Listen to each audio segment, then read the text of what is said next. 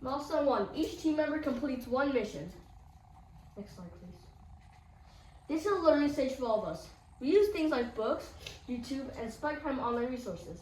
We also learned a lot from senior member Evan. First, we built 3 robots, and then we picked one.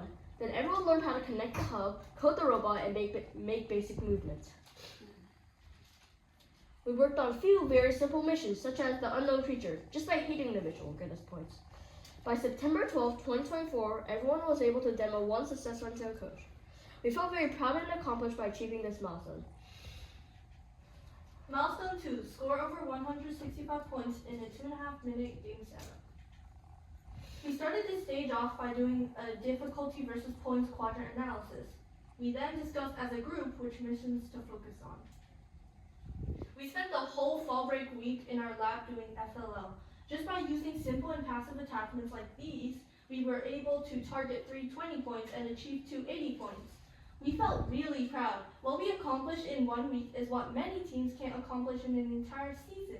Our coach explained to us the reason.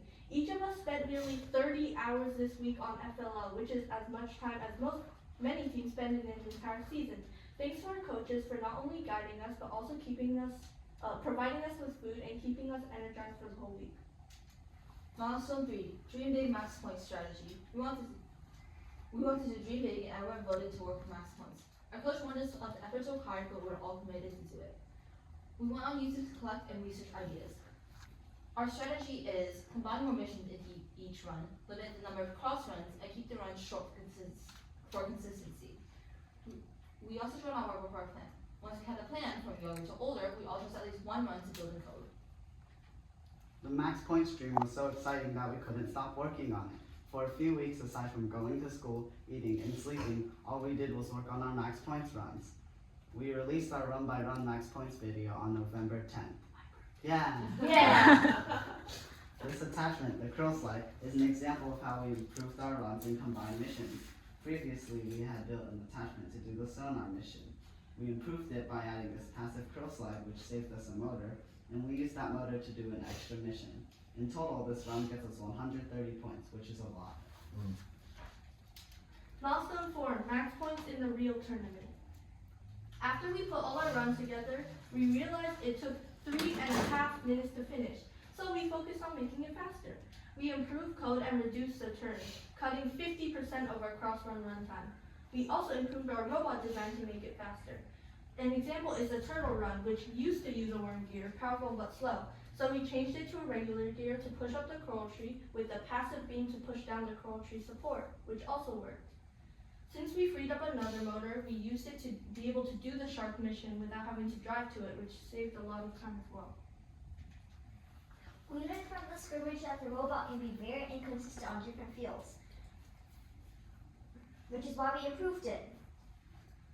Pirate used to be a run which only had one angled beam to raise the mast, but it was inconsistent and inaccurate, so we had to change it to a run which has 2 angled beams and the capturing device to capture the treasure chest as a bonus. We learned from our testing that the mast would sometimes flip over, so we added these 2 hooks so that it wouldn't flip over. Because of all these improvements, Pirate is now a very successful run. We tried 3 distance sensors. We included a distance sensor in one of our robots, but it wasn't really helpful because mission models aren't flat. We have an innovative idea to bring the boat back to home in order to save sample loading time.